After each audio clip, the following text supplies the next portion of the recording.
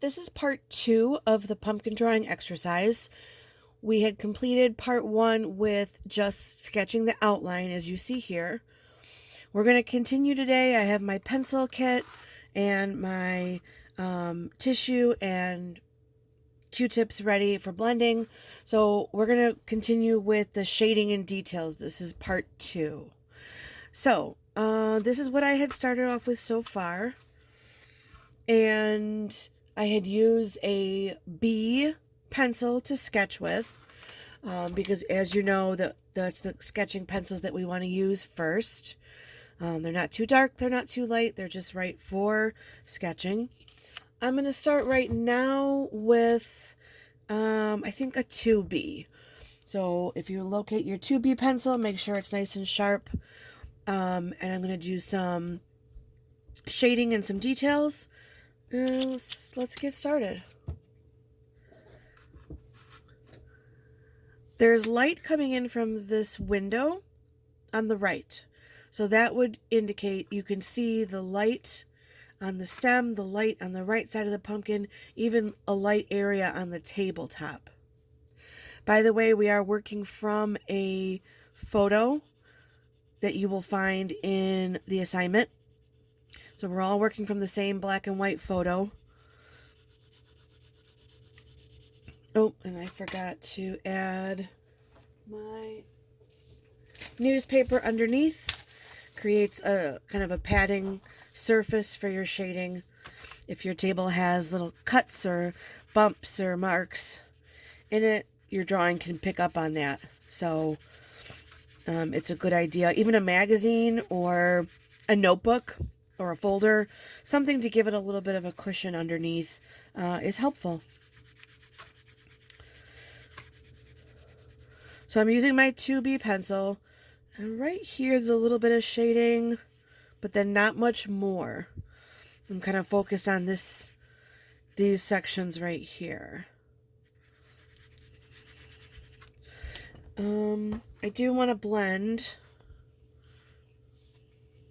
This is just toilet paper folded into a little bit of a point.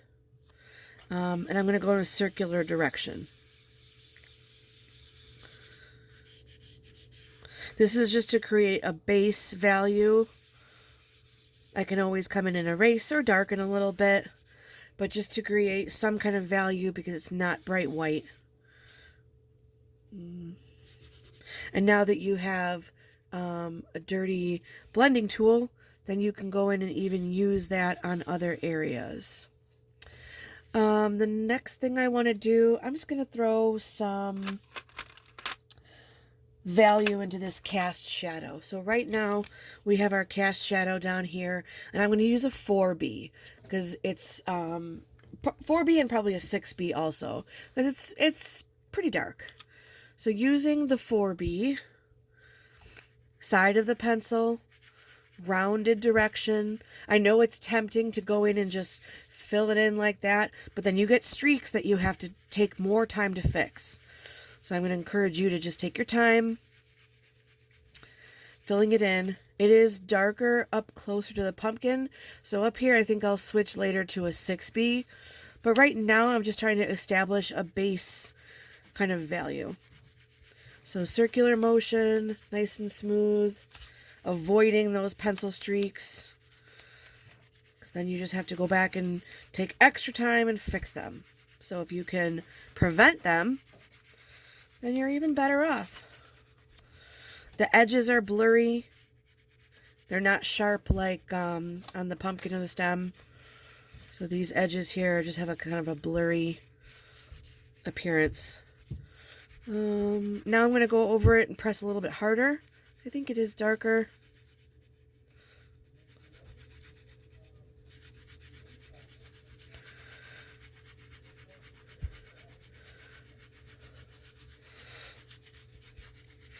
And then I think I'll come in with my 6B right under the pumpkin here is especially dark. And the reason is because light cannot hit there. So the light is coming down from this direction, hitting the pumpkin on this side, and it can't go through the pumpkin because it's solid and opaque. So right underneath, typically most objects, Look at that nice rich dark 6B. 6B. To get those extra rich deep dark tones. Because light is not able to get to this area on the table. So it is dark. Side of a sharpened pencil. Look how sharp that is. Right? Rounded direction. No need to go back and fix any streaks because I'm not making any. And I want to make sure I don't have a stripe of dark. So I'm bringing it down.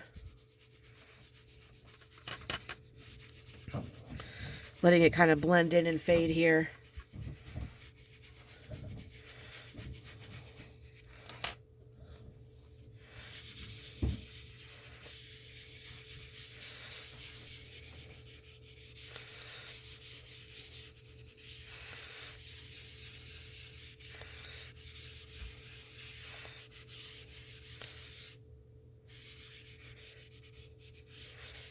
See my fingerprint here. Oops. All right. I'm actually gonna do the tabletop. I'm gonna go back to my 4B, and you'll notice this angle of the table here. We're gonna keep some lines parallel to that. So I'm going to, with my 4B, oops. Just create some lines that come down to show the wood grain of the tabletop. The tabletop has a lot of little nicks and dents and cuts in it because it's been used for years.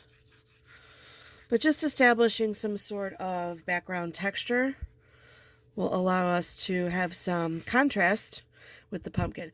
This area is a little bit lighter, so I'm actually going to take that off. And I'm going to go just very lightly kind of around it because the light is hitting right here. And then once I get lower on the pumpkin, the light is fading away. So we turn to shadow. Shift up a little bit.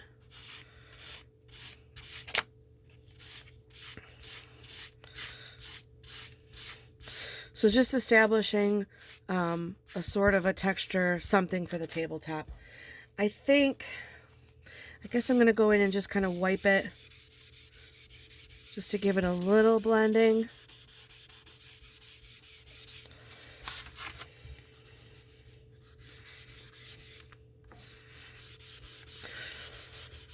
I am working at my own pace. Obviously, you can pause and rewind this video to make sure it matches your needs. I'm going to be bold and go to my 6B. Now, what I want to work on is right here, but that means I'm leaning my hand on my paper. So whether you have a piece of notebook paper or paper towel or napkin or whatever, scrap paper, it's good to protect your drawing and your skin, which you could always wash off the graphite, but this allows you to not worry about ruining your drawing. So I'm going to jump into the stem because it has a really dark part right here. Again, I'm using my 6B. So this part of the stem right here is pretty dark. Sometimes I like to start with my dark areas and work lighter. Sometimes I like to start light and work towards the dark. There's not exactly like a right or wrong answer there. Sometimes it depends on the drawing. Sometimes it depends on your mood. There's not an actual right or wrong. Oh, you must start with the light or the dark first. Sometimes it just makes sense to put some details in. So I'm even starting right now to give it some personality. If you were to see me, if you were to observe me working right now, if we were to turn the camera around and you could see me, you would see me, my eyes darting back and forth from the photo to my drawing frequently, back and forth. So I'm able to record what I see. I'm going to bring this out, and then this crease in the pumpkin. It's kind of like hills and valleys, right? The sections that are puffy are the hills, and these sections in between kind of dent in. So I'm looking carefully and trying my best to record what I see. I'm not going to be expecting you to be a robot and make it perfect in every little splotch in the right little place, but I do expect you to show the personality and the characteristics of this pumpkin. I didn't choose a plain one. I chose one with lines and spots and dots and speckles and bumps on purpose so that we could slow down and take our time and look at the details and become more familiar with our object and its surroundings. So just being able to look and think. See, already it's got some extra life. It's not just a basic shape anymore. When you can really start to add that shading and details, it just goes from this plain, shape into something that's more real. So I'm still using my 6B, and I'm just kind of going around, constantly looking back and forth between the photo and my drawing, and seeing where I can add some more details. Being as specific as possible. Again, we're not computers, so we're not going to get precisely every little shape in the right exact place. But I don't want anyone coming in and just putting dots in either. So find that common ground between doing your best, observing what you see, and knowing that there's some texture to record here. It's a little bit darker in general right here. And right here.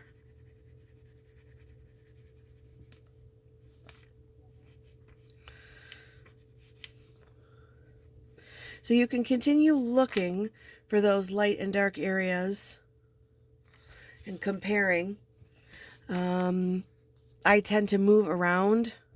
I don't tend to stick to one spot as I'm shading or adding details. So that's why I tend to move around a little bit. Because you're looking at the parts individually, but also just how they are as a whole. So relating to each other.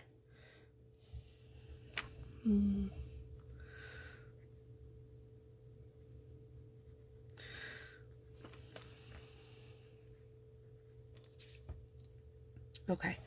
One side note, there is kind of a blurry structural wall and door frame in the background here. It's totally up to you. You can make up your own decision. If you want to do that, great. If you want to leave it blank like this, that's perfectly fine also. You can decide if you want to put those lines in and a little bit of value, if you think that enhances it. Right now, this is where I'm at. I think I'm going to stop and shift to perhaps another video where I'm able to do those little finishing touches and details to complete. So keep looking at what you're doing, keep making mistakes and pushing forward, and be happy with what you're doing. Be proud of what you've accomplished. Okay? And we'll pick up from there.